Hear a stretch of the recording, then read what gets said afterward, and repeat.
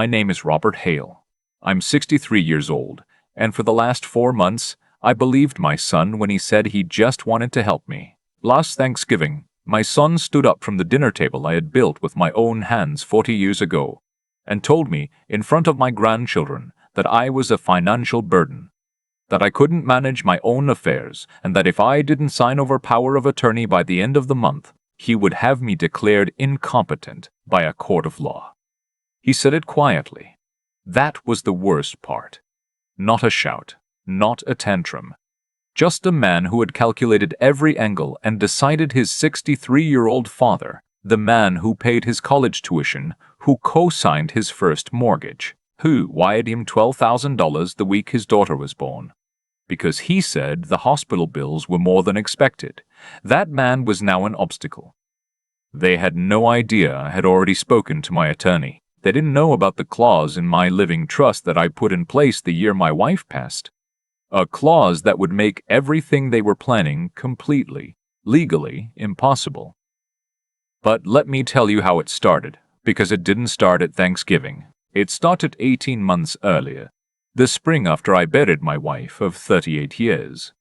Her name was June. She died of a stroke on a Tuesday morning in April. And the world just stopped making sense after that. We had built everything together.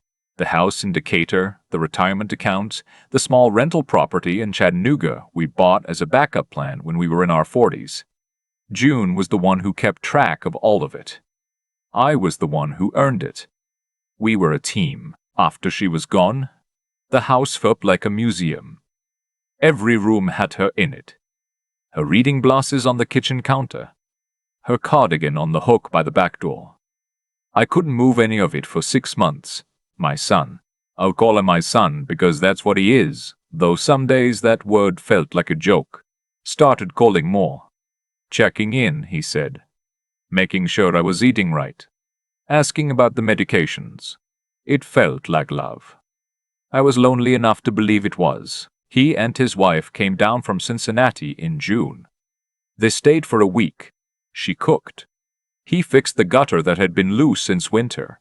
They sat with me on the back porch and talked about June.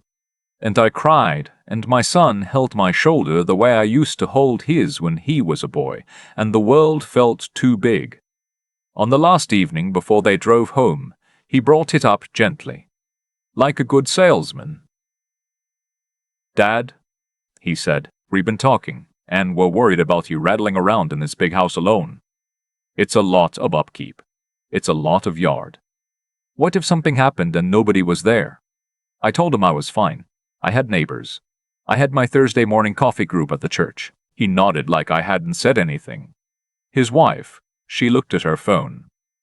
"Here's what we were thinking," he said. "What if we bought a place together?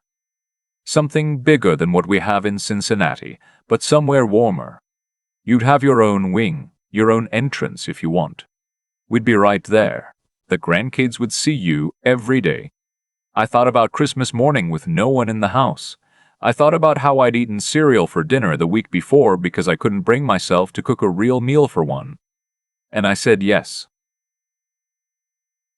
The house we found was in Kennesaw, just north of Atlanta. 4 bedrooms, 3 bathrooms, big backyard. The asking price was $640,000. My son and his wife came to the table with $80,000, his savings plus what they called their investment account. I provided the remaining $560,000 from the sale of the Decatur house. I want you to understand what $560,000 meant. That was 38 years of my wife and me choosing the cheaper vacation, driving used cars, bringing lunch to work. That was June saying no to the kitchen renovation in 2009, because we had to be careful. That was every small sacrifice we made together for 3 decades, liquid and sitting in my name. I handed it over in late August. We signed the papers together. My name was on the deed. My son's name was on the deed. His wife's name was on the deed. One big happy family. The first few months were fine. Better than fine, honestly. I had dinner with my grandchildren on school nights. I took my grandson to his Saturday morning baseball practice. My granddaughter and I had a standing date every Sunday afternoon where she'd read to me from whatever book she was working through. Those hours were real. Whatever else was happening around me, those hours were real. But by January, things shifted. It started with small things. My son's wife began referring to the main living room as her living room when she talked to her friends on the phone. I heard it through the wall a few times and told myself it was just casual speech. Then my son mentioned over breakfast one morning that they were thinking of converting the sunroom, the one I used for my model trains, the hobby I'd had since I was 12 years old, into a home office for his wife, who had started doing online resale work. I said I'd like to keep the sunroom if that was all right. My son looked at his wife. She looked at her phone. He said they'd talk about it. 2 weeks later, my trains were in boxes in the garage. I should have said something stronger then. I know that now, but I was still grieving, still grateful for the proximity to my grandchildren, still telling myself that compromise was what families did. I unpacked 3 of the boxes into my bedroom and set up a small layout on a folding table in the corner. It wasn't the same, but I told myself it was enough. In March, my son sat me down in the kitchen after the kids were in bed. "Dad," he said, "we need to talk about the finances." I assumed he meant the utilities, the grocery split, something practical. I had been meaning to formalize how we divided the household expenses. He slid a folder across the table. Inside was a printed document. Power of attorney. Durable financial, it said at the top. I didn't pick it up. He explained, calmly, with a kind of rehearsed patience that I recognized from his childhood when he wanted something he knew I'd resist. He said he was worried about my cognitive health. He mentioned that I'd left the stove on twice. He mentioned that I'd forgotten a doctor's appointment in February. He said that at my age, and with the stress of losing Mom, it made sense to have someone managing the finances. Just as a safeguard, I told him I'd left the stove on once, not twice, and that I'd reschedule the doctor's appointment on purpose. I told him my cognitive health was fine. I told him I'd had a full physical in January and my doctor hadn't raised any concerns. He nodded the way people nod when they're not listening. His wife came into the kitchen then and poured herself a glass of water. She didn't sit down, just stood by the counter. "Dad, we just want to protect you," she said. "It's a lot of money involved. The house, the rental property. You shouldn't be worrying about all of that alone." The rental property.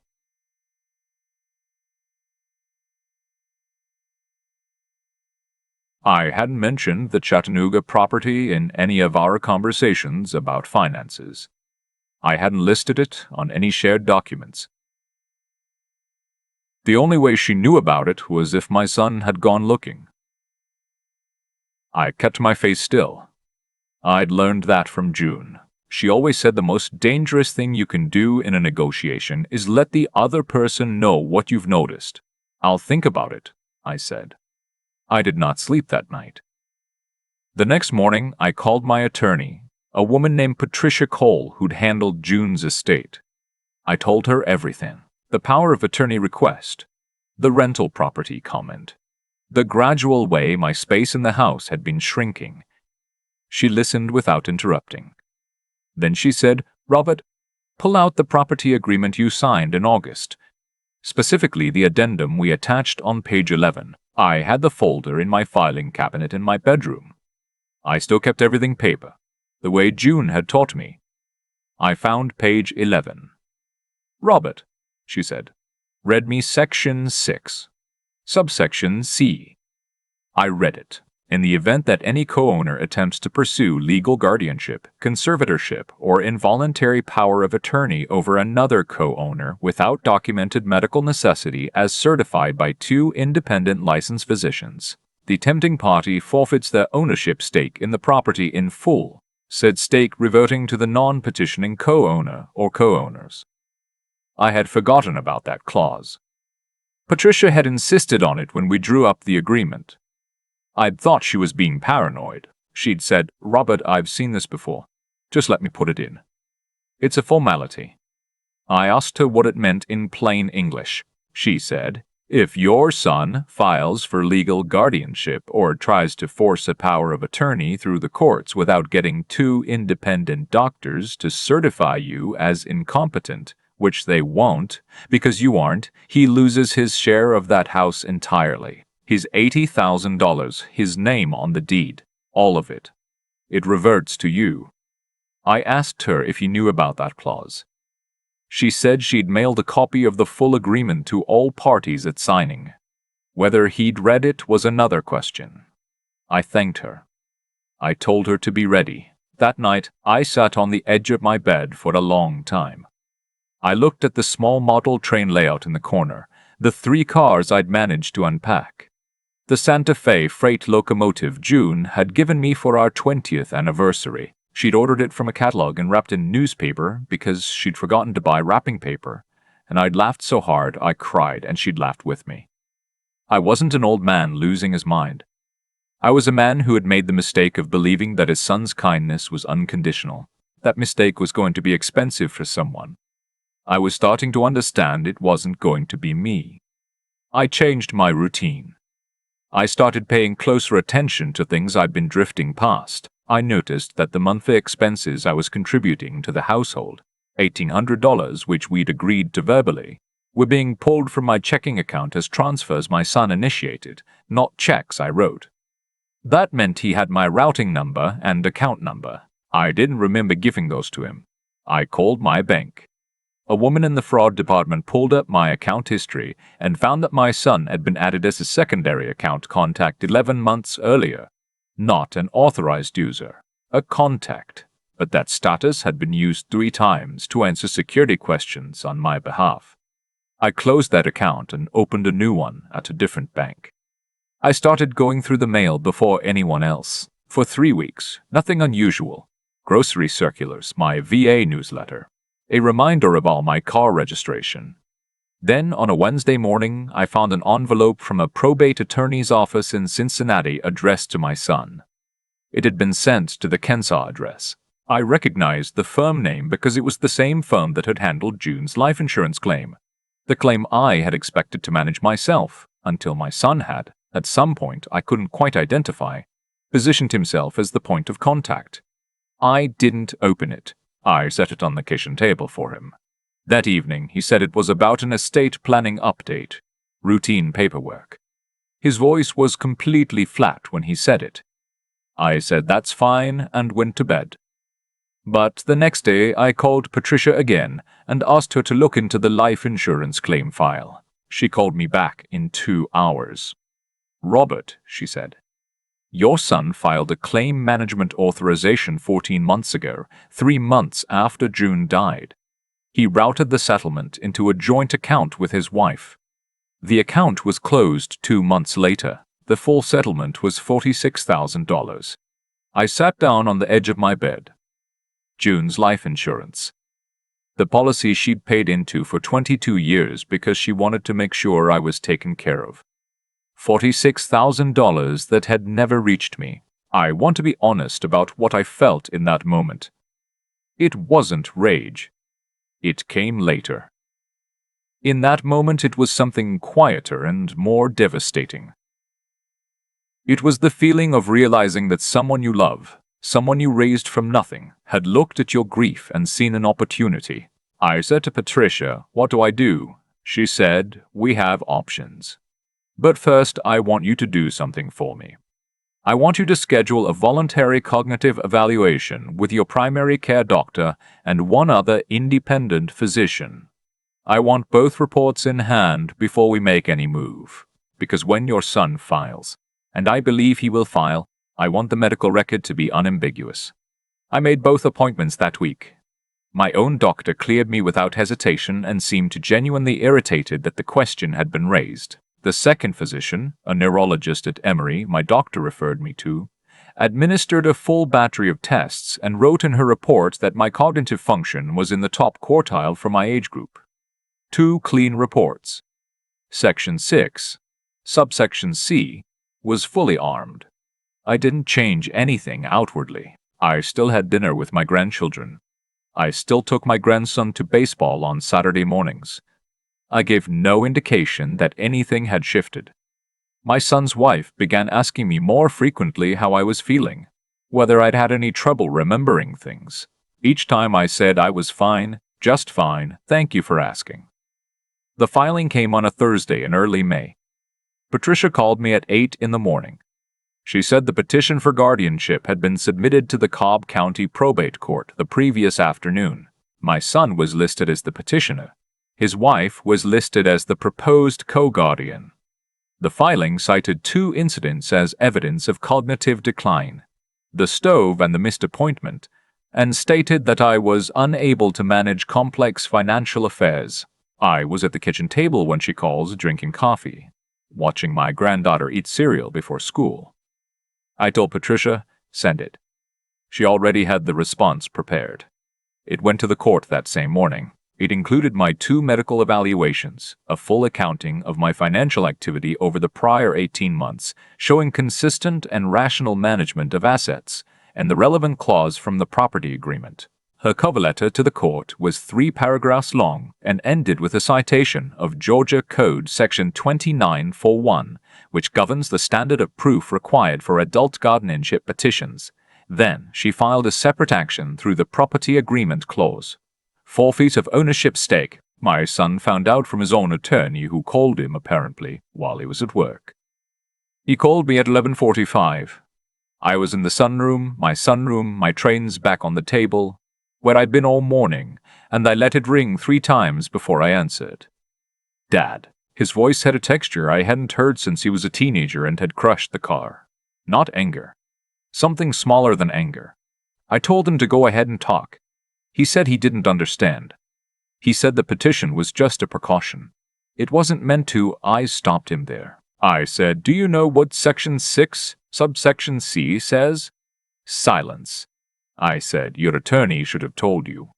Patricia sent the response this morning. She also filed the forfeiture action.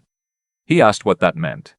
I said, it means your $80,000 and your name on this deed are gone. The clause is clear. You attempted to force a guardianship proceeding without medical certification. The property is mine. His wife's voice appeared in the background, muffled, then louder. He said he needed to call me back. He didn't call me back that day. That evening I cooked dinner, pork chops, mashed potatoes, green beans, the meal my mother used to make on Fridays when I was growing up. My grandchildren ate at the table with me. My granddaughter asked if everything was okay because things had been quiet. I told her everything was fine, that adults sometimes had complicated conversations, but that she didn't need to worry. My son and his wife ate in their room. 2 days later, on a Saturday morning, his wife came to find me in the kitchen. She was dressed as though she was going somewhere. Her face had a quality I recognized. The controlled expression of someone who has been crying and doesn't want you to know it. She said she wanted to talk. I poured her a cup of coffee and sat down. She said, we made mistakes. We thought we were being practical. She said the insurance money. She knew how it looked, but it had been a terrible time and the decision had felt. She stopped. She said, I know that doesn't make it right. I said, no, it doesn't. She looked at the table for a long time. Then she said, what happens to us now? I said, that depends entirely on what you both do next. My son came to find me that evening. He looked like he hadn't slept. He stood in the doorway of the sunroom and watched me work on the layout for a moment before he spoke. He said, I'm sorry, Dad, and then he said the rest of it. Not the polished version, not the managed version, but the actual thing. That he'd been scared after Mom died. That his wife had pushed hard and he'd gone along because he always went along when she pushed hard. That he told himself it was protecting me and had kept telling himself that until he almost believed it. That what he'd done with the insurance money was wrong. That he knew it was wrong when he did it. He didn't cry. He stood in the doorway and said all of it in a flat, steady voice which was, strangely, harder to hear than if he'd broken down. It meant he'd thought about it long enough that the words had gone cold. I let him finish. I said, "Do you know why your mother and I put that clause in?" He said he hadn't known about it until this week. I said, "Patricia suggested it. I thought she was being excessive. Your mother said to leave it in. She said, 'You never know what grief does to people.' And she wasn't talking about you, she was talking about herself. But she was wiser than either of us." He was quiet. I said, "I'm not throwing you out of this house. But I want you to understand clearly what is different now."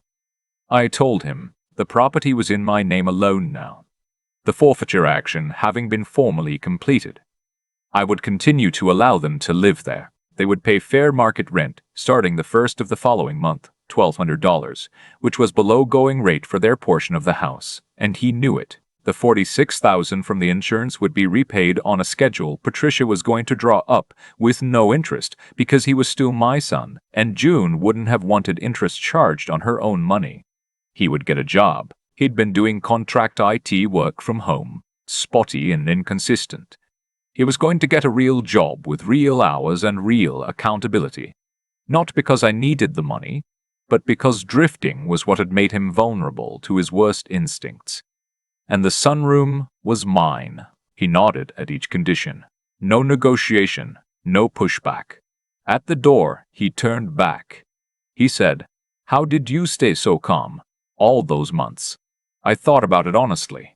I said, "I wasn't calm. I was careful. There's a difference." His wife moved out 2 months later. Quietly, no confrontation. She packed over a weekend while my son took the grandchildren to his sister's in Macon. By Sunday evening, her car was gone and half the closet was empty. My son told me that evening that she'd been planning it for a while. He said it without visible emotion.